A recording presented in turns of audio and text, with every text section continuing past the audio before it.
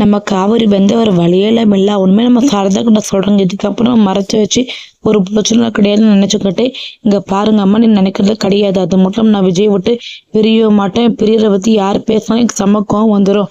அது மட்டும் இல்லாம அவர் என் மனசு முழுக்க அவரை மட்டும்தான் மறக்காரு. நான் பணத்துக்காக தான் நடிக்க போனேன். ஆனா அவருக்கும் எனக்கும் மனசளவுல ஒத்து போய் நானும் அவரும் கல்யாணம் பண்ணி வாழ்க்கை வாழ ஆரம்பிச்சிட்டோம். பணத்துக்காக தான் நடிக்க போனேன். இருந்தாலுமே என் மனசு கேட்கலமா.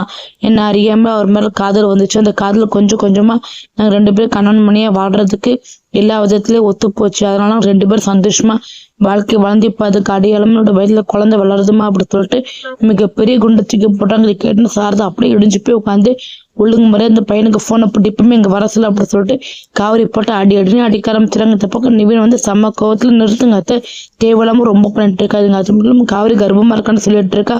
இந்த நேரத்துல போட்டு அவளை போய் அடிச்சுட்டு இருக்கீங்க அப்படின்னு சொல்லிட்டு ரொம்ப கோவமா பேசவே இந்த பக்கம் உடனே நிவின் வந்து விஜய்க்கு ஃபோன் பண்றாங்க.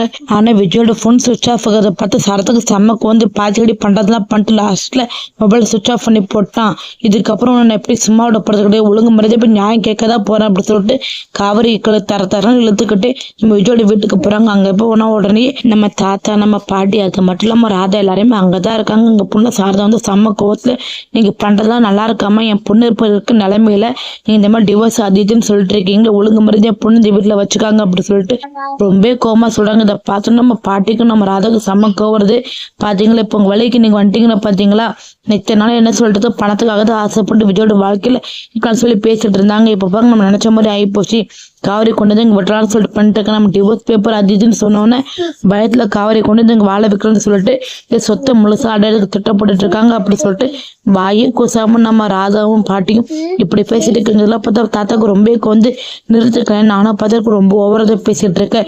தேவையில்லாம விஜயோட வாழ்க்கையில பிரச்சனை பண்ணிட்டு இருக்காது. காவிரி இந்த வீட்டுக்கு வந்துட்டாலா, இதுக்கப்புறம் நீ எதுக்கு பிரச்சனை பண்ணிட்டு இருக்க அப்படி சொல்லிட்டு ரொம்ப கோவமா பேசவே இதை பார்த்த சாரதா வந்து ஒழுங்கு மாதிரி உங்க பேரனை வர சொல்லுங்க, உங்க பேரட்ட முக்கியமான விஷயம் பேசணும் அப்படி சொல்றாங்க. ஒன்னு தாத்தாவும் விஜய்க்கு ஃபோன் பண்ணி வர சொல்ல போறாங்க. இதை கவனிச்சு நம்ம பாட்டி வந்து இப்ப எதுக்கு விஜய்க்கு ஃபோன் பண்றீங்க, விஜய்ல ஒன்றும் வர தேவையில்ல, ஒழுங்கு மாதிரி காவிரியா எங்க அம்மா வீட்டு வெளியே போக சொல்லுங்க அப்படி சொல்லிட்டு ரொம்ப கோவமா சொல்லுறாங்க.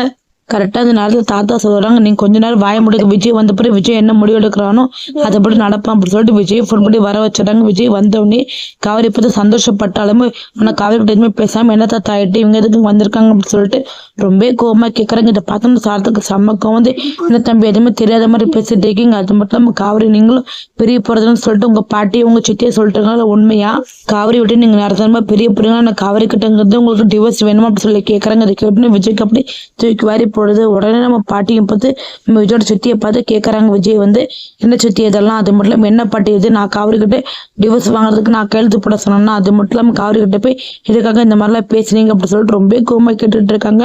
நம்ம பாட்டி சித்தி என்ன சொல்ல போறாங்க, நம்ம விஜய் எடுக்க போற முடிவு என்னவா தான் இருக்கும். நம்ம காவிரி எப்படி சாரதா வந்து நம்ம விஜயோட வீட்டுக்கு கூட்டிட்டு வந்துட்டாங்க. இதே மாதிரியே விஜய் கிட்ட பேசி நம்ம காவிரி மேல எந்த ஒரு தப்பு கிடையாது. அது மட்டும் இல்லாம விஜயோட சித்தியும் விஜயோட பாட்டியால தான் இவ்வளவு பெரிய பிரச்சனை நடந்துச்சு. சாரதா வந்து எல்லா உண்மையும் விஜய் கிட்ட போட்டு உடைப்பாங்களா, விஜய் மனசு மாதிரி மறுபடியும் காவிரி ஏத்துப்பாரா, எல்லாமே இனிமே நம்ம வரப்போற வீடியோல பார்த்து தெரிஞ்சுக்கலாம். தேங்க்யூ ஃபார் வாட்சிங்.